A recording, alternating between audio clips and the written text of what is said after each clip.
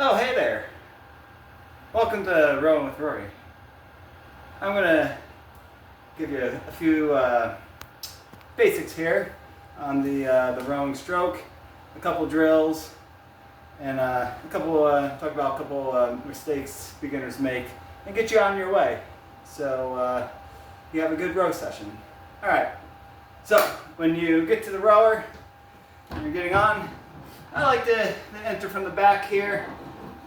Sit on the seat, kind of slide your hips forward, rest the back of your hamstrings on the front of the seat, kind of like your sit bone area. And then when you get into the foot plates here, foot stretcher, whatever you like to call them, you want your feet as low as possible. A good drill is to practice with your feet outside the straps. That helps you perfect your form. But let's get into the straps here. Again, as low as comfortably as possible. So for me, that's just one hole showing. And then when you strap in, you want to pull the straps across the mono rail so they're nice and tight and don't come on loose. All right. So next, you got the handle. That's the big thing here. So when you're rowing, the handle is pretty much always moving. It's moving with your body. But before we get into that, let's go into the positions. So the rowing stroke is broken into 4 positions. So you're in your catch position. So this is right here. Shins are vertical or near vertical. You don't want to over compress. I don't have the flexibility to really over compress, but people that do, you can lose power that way. You can end up getting shin splints that way. So you don't want to over compress. A good trick is to find where the perfect position is for you on the monorail and put just a black piece of tape or something like that, and don't cross over that piece of tape during your row session. That can help people that over compress. All right, so catch, and then the drive phase. That's where you get most of your power through the rowing stroke. So the rowing stroke is mostly they say it's 60% legs, then 30% body and hip swing, and then 10% arms with that follow through. What they don't mention is that hip swing. That's where your peak power is. So you're in your catch position. You want your shoulders in front of your hips with a nice forward lean like that. And now you're driving. So you're driving with your legs, almost like a leg press. You're really pushing back. Your arms are still extended. Your knees are inside the box here that your elbows and hands create. You're driving with your legs, chains still moving. You're still forward and lean at about this point, and this is about 3/4 of the way back through your drives where you start your hip swing, and then you follow through and lean back to the finished position.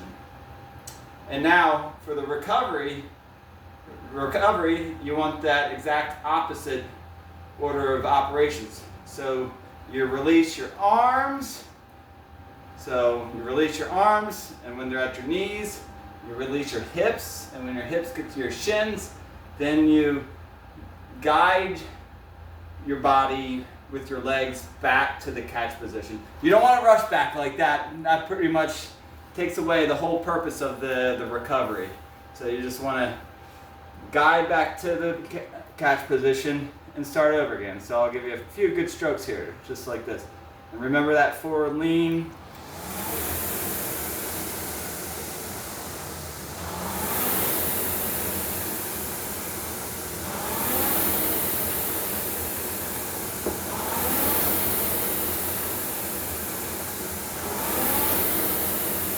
Just like that. And to practice that forward lean, there's a drill. It's called reverse pick drill, which means basically going with your legs only. So, legs only. So just like this, keep that forward lean, and just practice driving with those legs. Don't need to go like 50 strokes per minute. Just nice and easy. Same stroke rate that you would be doing. Push. And don't swing your hips yet.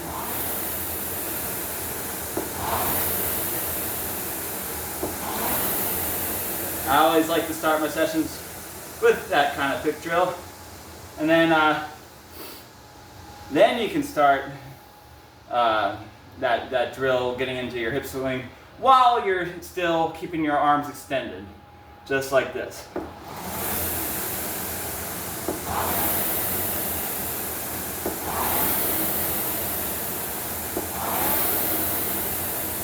Just like that. And the regular pick drill, so that was the reverse pick drill. The regular pick drill, just working on arms only, so your legs are extended. See how I barely can move the flywheel with just my arms? Yeah, you don't really get that much power from your arms. But then once you get your hips in a little bit, you can hear that flywheel spin a little bit more. And then the farther I carry into this pick drill, or not pick drill. What am I doing? Yeah, this is pick drill. So you can go about a quarter way down the slide, just like that, and then halfway, 3/4, and then a full stroke, just like that. And to break your form down, just nice and slowly, they have what you call the pause drill. And you're literally just pausing at each sequence. So you're at the catch, you go through your drive phase, finish, and then on the recovery phase you pause at your knees, release your hips, pause again, and then back to the catch. That's the pause drill. Just to go through that order of operations there. So yeah, biggest mistake I see beginners do, they don't stay in that order of operations. They just slide back and forth.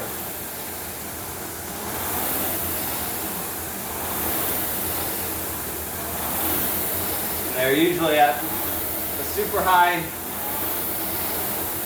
stroke rate and they burn themselves out very fast. So you just want, even at a fast rate, you can stay within that order of operations.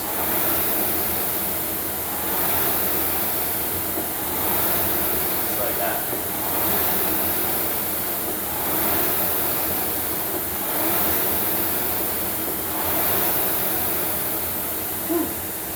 Okay. And just to show you some basics how to set up here if you want to come to the screen here. Also look at that force curve. That's what you want in a force curve. A nice bell shape. This is the time of the stroke, and this is the power of the stroke. So that's pretty good. Pretty good power right there. Pretty good looking bell curve. If you use your back too much, it'll kind of be more. It'll just kind of be a hill instead of a mountain, and then kind of a couple wiggles and then down. But generally for setting up, a lot of people ask about the damper. So damper, typically 3 to 5 is your best bet on most well-maintained machines. But if you get into the damper, the damper correlates with drag factor.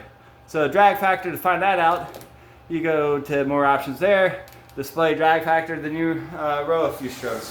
I myself, I like keeping my drag factor relatively light. Right around 118, sometimes up to about 130 for the shorter type of sprints. But some people, you'll often see at gyms here, they'll pop that drag factor right to 10. And what that does, it lets more air into the fan. And you can see how I have to basically restart that flywheel every time. You don't want to do that. You want to keep that flywheel spinning. You want to keep the boat streamlined basically. And I mean, if you can do that with a higher drag factor, then more power to you. But it's like rowing a big old boat down the river. I want to be in my racing shell. So, and there you go. So I keep mine at like 118, 120. But getting into, if you're going to do pieces, a lot of people you'll see just hit just row and just go. But to do actual pieces, you want to select workout. And then you can do either standard lists, and you got your 2,000 meters, your 5,000, stuff like that. You can go back. If you go to new workout, I like to do a lot of interval type training, and you can do variable intervals for calories. I don't really do that, but intervals for distance, intervals for time, you see. When I do classes, I like to do intervals for time because you're able to keep everyone on the same page. So there you go. But yeah, if you're gonna just do the standard test for 2K, you just go in there, set your distance to 2K, and there you go. There's a couple different displays. You can have that force curve screen that I was just on. If you set a pace boat, you can watch your pace boat and try to stay ahead of that the whole time. You got your wattage there. I don't really care too much about the wattage. You got your basic screen there. And then this is my favorite screen here. This has the most detail. You got your 2,000 meters up there. It'll count down. You got your pace for each stroke right there. You got your strokes per minute, your average 500 for the piece thus far, your clock right there, your split for that 500 meters, and your projected finishing time based off that last stroke right there. So if I did a few strokes here, this is how it would look if you want to try to kind of stay in on that.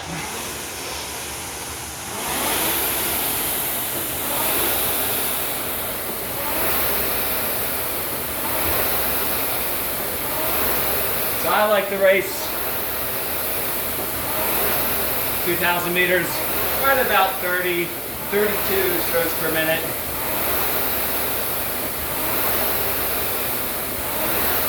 Just like that. As you can see, 6:27. I can keep up this pace, which maybe on a good day I can.